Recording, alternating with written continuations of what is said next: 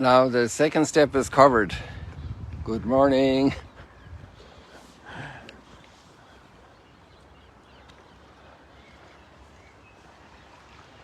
And here you can see that the water is almost up the complete length of the wall, as far as the wall. And the stats we read yesterday, were published yesterday, was that the previous week the water had risen 31 centimeters. That's almost a third of a meter. That's a good foot. And then the second piece of data was it stood yesterday at 1 meter 15 centimeters below maximum. So it's already come up a couple of centimeters since that measurement. So probably this week will be less than a meter. By the end of the week, less than a meter from the maximum level, which is great news. I have a question for you today. Who is the person who first said, "Love your neighbor as yourself"? You want to write answers? Write them down. Who was the first person who said, "Love your neighbor," to love your neighbor as yourself?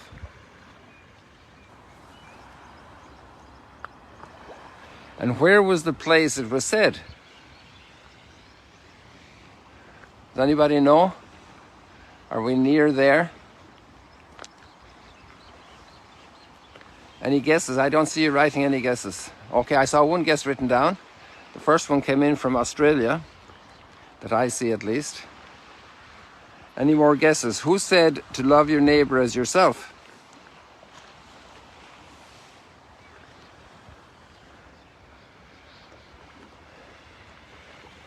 Come on, there are more guesses coming in here. And then they're coming from Houston. Who said to love your neighbor as yourself? The first one.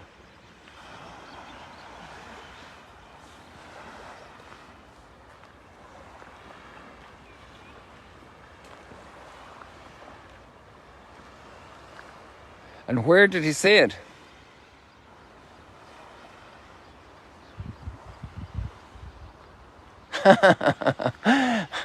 I like that. Meg says that it was her first grade teacher said it. Well, maybe that's the first time you heard it formulated like that, if your parents hadn't said it at home. But what's the oldest document we have for love your neighbor as yourself, as a text?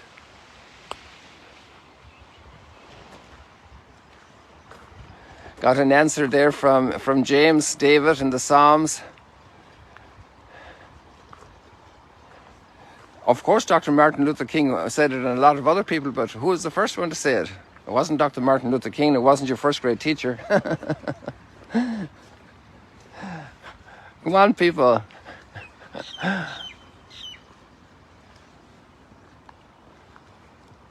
Very good, very good. It's today's reading. People are copying on. Excellent. You're on the ball. I see it. So it was not Jesus. It was in the book of Leviticus. And what's the foundation of all of that way to love your neighbor that's given there?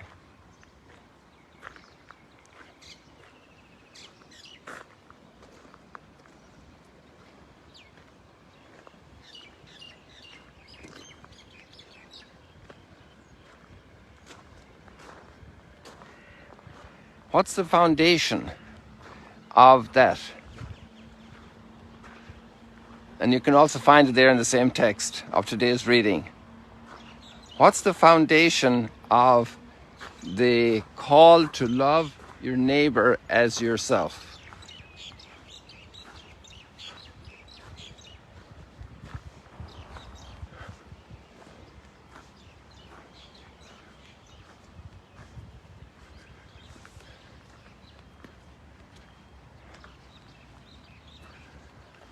Come on, good people.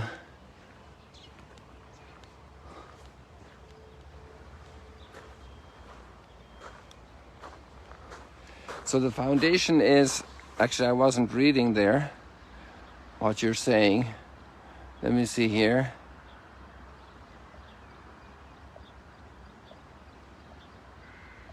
Yeah, nobody said it, I think, so far. So what's the foundation of it? It's early in the section we have today. It's the first statement. Tell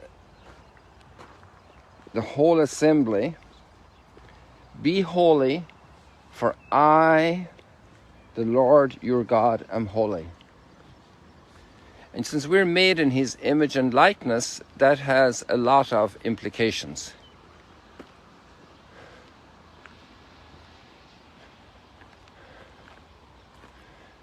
It's interesting, every time I'm with kids and I mention that I play basketball, always Michael Jordan comes into the equation. He's kind of the standard for basketball, kind of the gold standard. Maybe there's somebody else new that I haven't caught up with, but obviously there are some famous players. But be holy, for I am holy. That's the gold standard. That is the standard for humanity, made in the image and likeness of God. And that's, which human beings are not made in his image and likeness?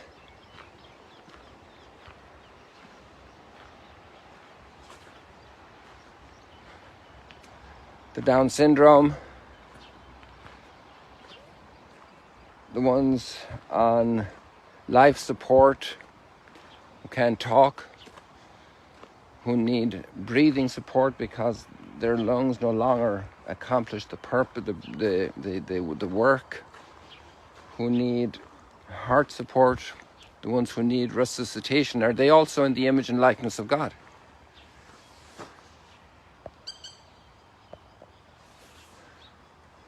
Who can be excluded from that list of people who are in the image and likeness of God?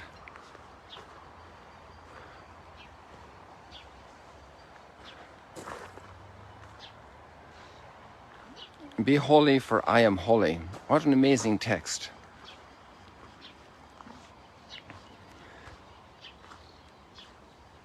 An amazing text.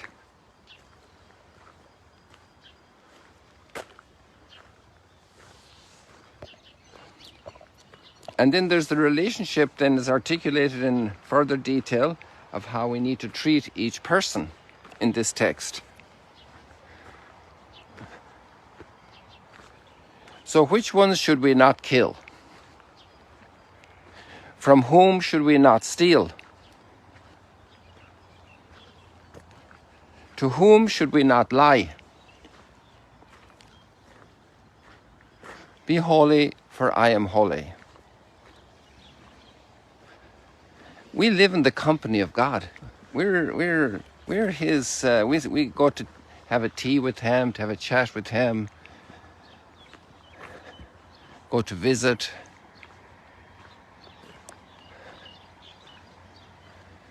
He's with whom we hang out.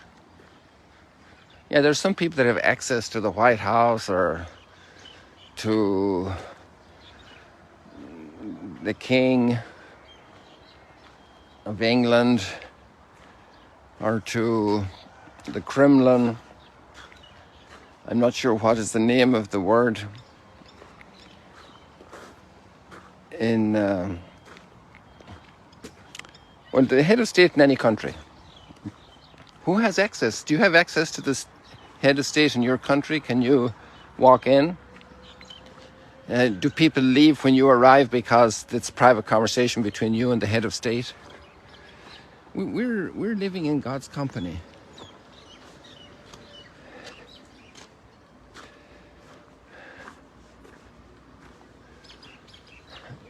Be holy, for I am holy. How do we enter God's company?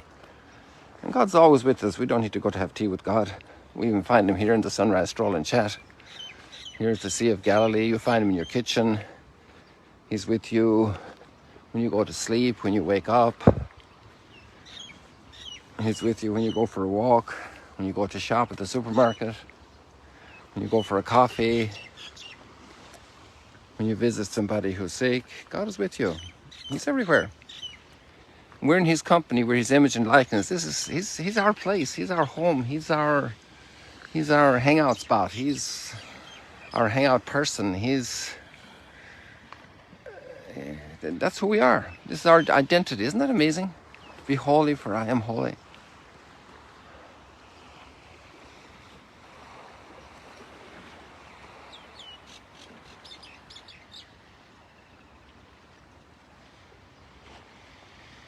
And that's what Lent is all about in this pilgrimage of prayer. If you look down here and you see these shells, these are all shells.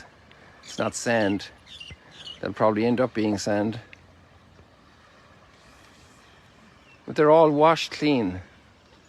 That's happening during Lent. Washed clean by grace as we spend more time with the Lord in prayer. That we shine more like in his true image and likeness.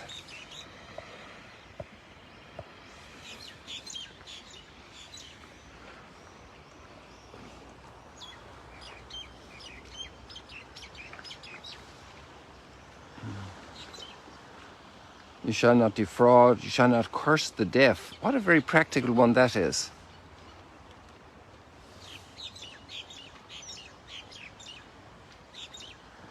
You shall not curse the deaf. How horrible. You shall not put a stumbling block in front of the blind. How horrible.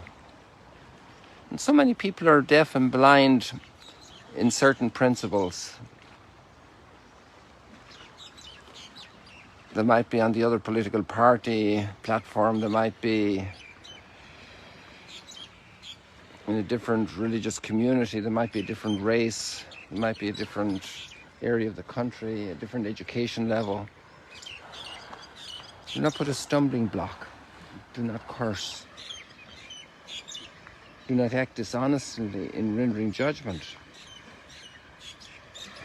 And we are in countries where sometimes these things happen. And so what's our role in these societies, in these cultures? Take no revenge. Don't rejoice when somebody dies, even your worst enemy. Pray for their soul, because they're our brothers and sisters, manipulated, deranged, kidnapped, brainwashed, whatever. But they're my brother and sister. I need to rescue them. Ideologized, blind. Your words, Lord, are spirit and life. Psalm 19. Your words, Lord, are spirit and life. We can say that also about Jesus' words, about the words of the book of Leviticus that Jesus was quoting.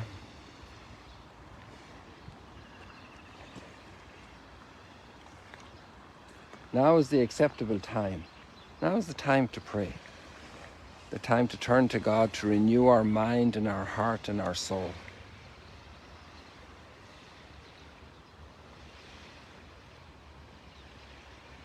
And then we have that beautiful text of the Last Judgment. Come on into the palace of my Father, because when I was hungry, you gave me to eat. When I was thirsty, you gave me to drink. You visited me in prison. And many more. People, God bless you. Have a beautiful day. Radiate the joy that our hearts need from God's word. Share it around, especially always with deeds. And if words are needed, also with words, with deeds.